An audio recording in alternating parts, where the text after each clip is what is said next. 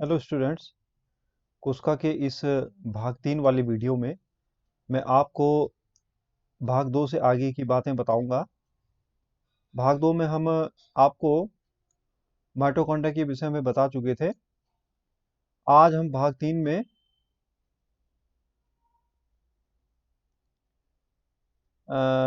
में हम पढ़ने जा रहे हैं लवकों के विषय में।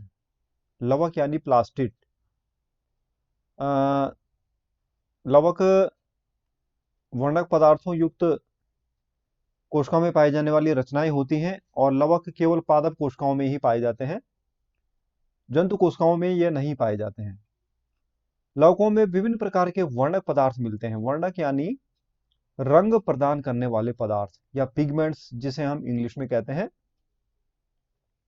और इनके कारण ही यह अलग अलग रंग के दिखाई देते हैं।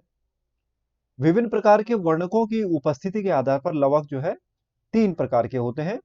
पहला प्रकार का लवक हरित लवक कहलाता है, दूसरा लवक कहलाता है वर्णी लवक और तीसरा कहलाता है अवर्णी लवक। हरित लवक जैसे कि नाम से स्पष्ट है, इसमें हरे रंग का वर्णक पदार्थ होता है जिसे हम पर्णहरिम या क्लोरोफिल कहते हैं। दूसरा लवक वर्णी लवक होता है, अर्थात जिसमें वर्ण यानी रंग पाया जाता है, ये लाल रंग के होते हैं। और तीसरा अवर्णी लवक होता है जिसमें किसी प्रकार का कोई वर्ण या रंग नहीं होता है, वास्तव में यह सफेद रंग का होता है। यहाँ पर दाईं तरफ जो आप चित्र देख रहे हैं, इसमें यह हरे रंग का आपको हरित लवक या क्लोरोप्लास्ट दिखाई दे रहा है, और लाल रंग का ये क्रोमोप्लास्ट या वर्णी लवक दिखाई दे रहा है। और शेष ये आपको 3 प्रकार के जो लवक दिखाई दे रहे हैं, वे अवर्णी लवक हैं। सारे लवक एक प्रकार के लवक से विकसित होते हैं जिसको हम प्रोप्लास्टिड कहते हैं। प्रोप्लास्टिड ही अवर्णी लवक को भी बनाता है, वर्णी लवक को भी बनाता है और हरित लवक को भी बनाता है।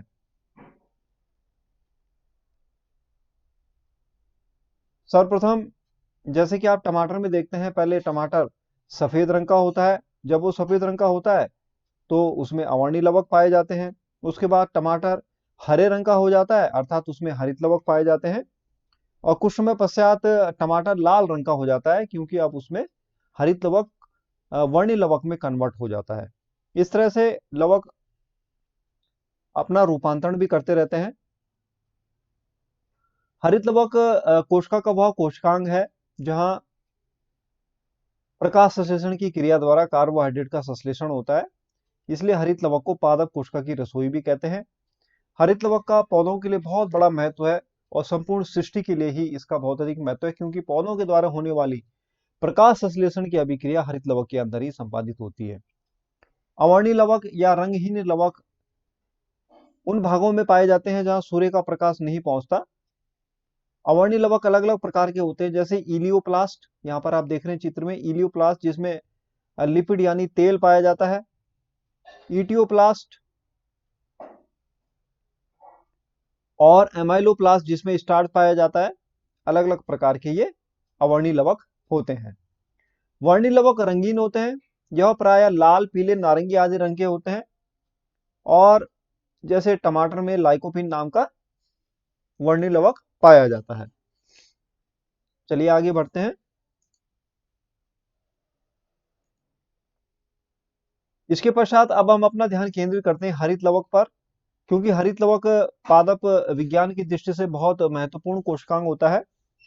क्योंकि हरित लवक के अंदर बहुत ही महत्वपूर्ण प्रतिक्रिया संपादित होती है जिसे हम प्रकाश संश्लेषण कहते हैं, फोटोसिंथेसिस कहते हैं। हरित लवक की रचना पर अगर हम गौर करें तो यह भी धुरी झिल्ली से घिरा हुआ एक अंडाकार रचना होती है, और इसकी आंतरिक झिल्ली के अंदर का जो स्पेस होता है उसे हम स्ट्रोमा कहते हैं या पीठिका कहते हैं। इसके अंदर झिल्ली की पटलिकाओं की विशिष्ट रचनाएं पाई जाती हैं, और ऐसा प्रतीत हो रहा है जैसे कि सिक्कों की ढेरियां यहाँ पर रखी हों।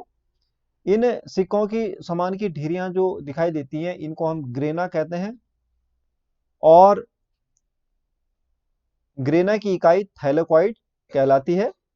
इन थैलेकॉइड के अंदर ही हरे रंग का वर्णक पदार्थ अर्थात पर्णहरिम पाया जाता है, क्लोरोफिल पाया जाता है।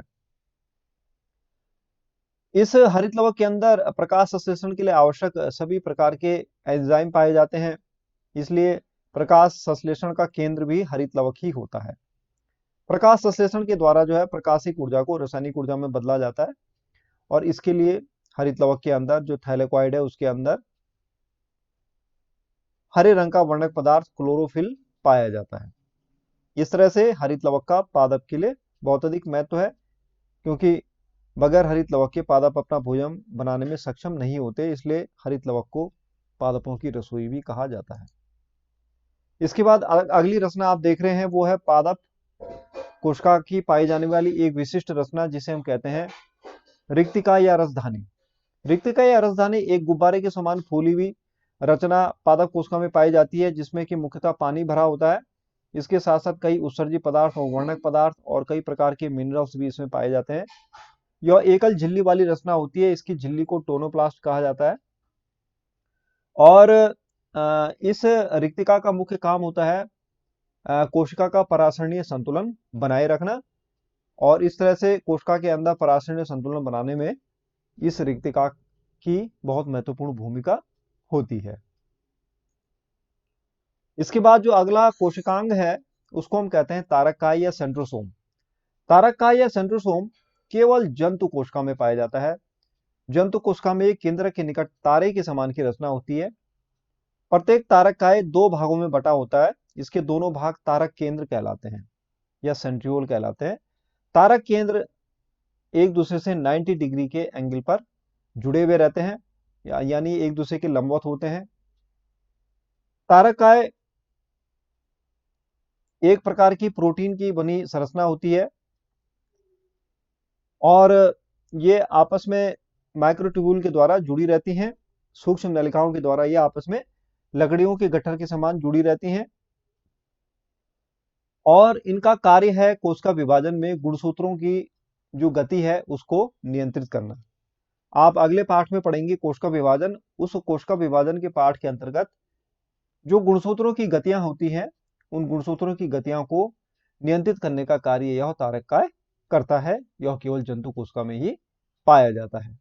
चलिए आगे बढ़ते हैं। इसके पश्चात जो अगला कोशिकांग है जो प्रत्येक यूकेरियोटिक कोशिका में पाया जाता है, उसे हम कहते हैं केंद्रक या न्यूक्लियस। केंद्रक की खोज रॉबर्ट ब्राउन ने 1831 में की थी। यह कोशिका का सबसे महत्वपूर्ण कोशिकांग है। साधारणतः एक कोशिका में एक ही केंद्रक पाया जाता है, हालांकि कुछ कोशिकाओं में एक से अधिक केंद्रक पाए जाते हैं। कुछ कोशिकाएं ऐसी होती है जिनमें केंद्रक नहीं पाया जाता, जैसे मानव में लाल रुधिर कणिका और पादप की जो चालनी नलिका फ्लोएम की एक प्रकार की जो विशिष्ट कोशिका होती है, उसमें भी केंद्रक का अभाव होता है। पादप कोशिकाओं में जंतु कोशिका में तो केंद्रक गोलाकार होता है और मध्य में होता है, जबकि पादप कोशिका में यह किनारे की ओर पाया जाता है, क्योंकि बीच में तो रिक्तिका पाई जाती है। अगर हम एक केंद्रक की संरचना देखें तो केंद्रक के बाहर एक झिल्ली पाई जाती है, जिसके बीच बीच में कुछ गैप पाए जाते हैं। केंद्रक की झिल्ली को हम केंद्रक झिल्ली कहते हैं, और इसके बीच के गैप को हम केंद्रक अवकाश कहते हैं। इसके अंदर केंद्रक द्रव्य भरा होता है, और ये घना विशिष्ट प्रकार का जाल पाया जाता है, जिसे हम क्रोमेटिन जाल कहते हैं। ये ब्लू कलर का केंद्रिक एक रचना इसमें पाई जाती है, गोल। केंद्रक अवकाश या केंद्रक छिद्र के द्वारा जो है केंद्रक के अंदर से कई प्रकार के पदार्थ बाहर जा सकते हैं, और बाहर से कई प्रकार के पदार्थ अंदर प्रवेश कर सकते हैं। केंद्रक के अंदर जो ये क्रोमेटिन जालिका पाई जाती है, वास्तव में ये क्रोमेटिन जालिका गुणसूत्रों का ही एक रूप होता है, और फिर जब कोशिका विभाजन के लिए तैयार होती है तो ये क्रोमेटिन जालिका साफ तौर पर गुणसूत्र के रूप में दृष्टिगोचर होती है। गुणसूत्रों के बारे में हम अगली स्लाइड में पढ़ेंगे। ये हैं गुणसूत्र जो कि पाए जाते हैं केंद्रक में। गुणसूत्र वास्तव में न्यूक्लिक एसिड और प्रोटीन की बनी विशिष्ट रचनाएं होती हैं, जो धागों के समान दिखाई देती हैं। सबसे स्पष्ट गुणसूत्र कोशिका विभाजन की मेटाफेज प्रावस्था में दिखाई देते हैं। मेटाफेज प्रावस्था में जो गुणसूत्र दिखाई देता है उसकी संरचना आप ये ब्लू कलर की यहाँ पर देख रहे हैं। इसमें जो है प्रत्येक गुणसूत्र दो अर्ध गुणसूत्रों में बटा हुआ होता है। ये अर्ध गुणसूत्र क्रोमेटिड भी कहलाते हैं। गुणसूत्र बीच में एक बिंदु आकार की रचना के द्वारा मिले हुए प्रतीत होते हैं। इस बिंदु आकार को हम गुणसूत्र बिंदु या सेंट्रोमियर भी कहते हैं।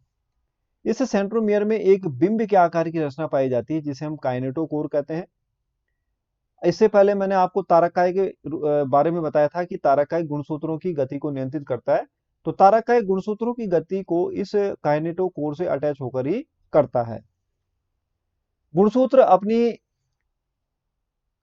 बिंदु की स्थिति के आधार पे 4 प्रकार के होते हैं। यहाँ पर आप ये पिंक कलर का जो 4 प्रकार के गुणसूत्रों का चित्र देख रहे हैं, तो यहाँ पर बताया गया है कि गुणसूत्र 4 प्रकार के कैसे होते हैं। इनका आधार होता है गुणसूत्र बिंदु की स्थिति के आधार पर। पहले प्रकार का गुणसूत्र जो आप यहाँ पर देख रहे हैं, उसको हम कहते हैं मध्य केंद्रीय या मेटासेंट्रिक गुणसूत्र, क्योंकि उसमें गुणसूत्र बिंदु लगभग मध्य स्थान पर अवस्थित रहता है। दूसरे प्रकार का जो गुणसूत्र है उसे कहते हैं उप मध्य केंद्रीय गुणसूत्र यानी सब मेटासेंट्रिक। इसमें मध्य से थोड़ा अधिक दूर गुणसूत्र बिंदु की स्थिति पाई जाती है।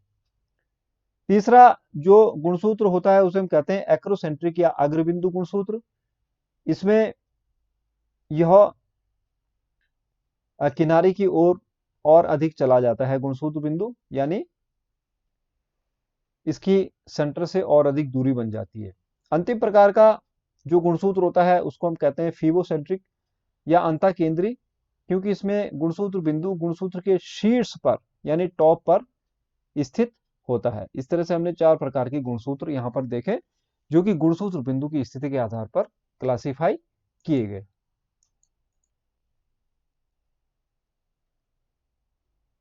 तो हमने आज देखा कि कैसे कोशिका के अंदर विभिन्न प्रकार के कोशिकांग पाए जाते हैं, उनकी रचना क्या होती है और उनका कार्य क्या होता है। अब एक और टॉपिक जो आपको मैंने आज पढ़ाना है वो है प्लाज्मा झिल्ली की संरचना। आपने देखा कि चाहे पादप कोशिका हो या जंतु कोशिका, उसका जो सबसे बाहर का झिल्ली नुमा आवरण होता है उसको हम कोशिका झिल्ली या प्लाज्मा झिल्ली कहते हैं। कोशिका झिल्ली या प्लाज्मा झिल्ली लिपोप्रोटीन की बनी होती है, अर्थात लिपिड और प्रोटीन 2 पदार्थों से मिलकर बनी होती है। कोशिका में ये लिपिड और प्रोटीन किस प्रकार से कोशिका झिल्ली में व्यवस्थित रहते हैं, इसको समझाने के लिए कई प्रकार के मॉडल वैज्ञानिकों के द्वारा प्रस्तुत किए गए, लेकिन जो सर्व स्वीकार्य या वाइडली एक्सेप्टेड मॉडल था, उस मॉडल का नाम और उसकी चर्चा मैं यहाँ पर कर रहा हूँ। उस मॉडल को हम कहते हैं तरल किरमिर नमूना या तरल किरमिर मॉडल, इंग्लिश में कहते हैं फ्लूइड मोज़ेक मॉडल। यह मॉडल सिंगर और निकोलसन के द्वारा 1972 में प्रतिपादित किया गया था। और यहाँ पर आप चित्र पर गौर करें। इस चित्र में आपको जो ये पर्पल कलर का जो स्ट्रक्चर दिखाई दे रहा है, ये प्रोटीन है। ये प्रोटीन के संरचनाएं आपको दिखाई दे रही हैं और ये येलो कलर की फॉस्फोलिपिड की आपको ये संरचना दिखाई दे रही है। जो लिपिड इस प्लाज्मा झिल्ली में पाया जाता है वह दोहरा होता है, यानी उसकी बाई लेयर होती है, दोहरी परत होती है, एक ऊपर की तरफ और एक नीचे की तरफ, और यह फॉस्फोलिपिड मॉलिक्यूल से मिलकर बनती है। एक फॉस्फोलिपिड मॉलिक्यूल का आप चित्र यहाँ पर देख रहे हैं। इसमें एक येलो कलर का इसका हेड होता है या शीर्ष होता है जो हाइड्रोफिलिक होता है, अर्थात जल रागी होता है। दूसरी इसकी जो पूंछ होती है वो हाइड्रोफोबिक होता है, यानी जल रोधी होता है। इस तरह से कई फॉस्फोलिपिड के मॉलिक्यूल आपस में जुड़कर एक लेयर का निर्माण करते हैं एक तरफ, और दूसरी तरफ भी दूसरी लेयर का निर्माण होता है। बीच बीच में ये पर्पल कलर की प्रोटीन पाई जाती हैं। कुछ प्रोटीन अंदर की ओर धसी रहती है जिन्हें हम आंतरिक प्रोटीन कहते हैं, और कुछ प्रोटीन बाहरी सतह पर ही पाई जाती है जिसे हम बाह्य प्रोटीन कहते हैं। अब यहाँ पर ध्यान देने वाली बात यह है कि लिपिड जो है तरल रूप में होता है और प्रोटीन के मॉलिक्यूल ठोस रूप में होते हैं। तो इस तरह से यह कोशिका झिल्ली जो है इसमें तरलता पाई जाती है लिक्विड के कारण, और थोड़ा बहुत जो है इसमें सॉलिडिटी प्रोटीन की उपस्थिति के कारण पाई जाती है। इस प्रकार से इसकी फ्लेक्सिबिलिटी, कोशिका झिल्ली की जो फ्लेक्सिबिलिटी है उसको इस मॉडल के द्वारा व्याख्या के द्वारा समझा जा सकता है, उसकी व्याख्या की जा सकती है। इसको विस्तृत रूप में आप अपनी टेक्स्ट बुक के द्वारा समझ सकते हैं। यहाँ पर इस मॉडल को आप अच्छी तरह से समझ लें, जिसमें आप देख रहे हैं ये येलो कलर की लिपिड की बाइलेयर यानी लिपिड का द्विस्तरीय संरचना, और बीच बीच में ये प्रोटीन पर्पल कलर की आपको दिखाई दे रही है। तो ये प्रोटीन जो है स्थिर नहीं होती है, ये प्रोटीन भी डायनेमिक होती है, अर्थात तैरती रहती है। तो यहाँ पर हम कल्पना कर सकते हैं कि प्रोटीन जो है ऐसे बर्फ के टुकड़े हैं जो लिपिड के समुद्र में तैरते रहते हैं। इस तरह से हम इस तरल कृमिन मॉडल को अच्छी तरह से आत्मसात कर सकते हैं। आशा करता हूं कि आपको मेरा कोशिका वाले चैप्टर से ये अंतिम भाग 3 समझ में आया होगा और आप इससे लाभ उठाएंगे।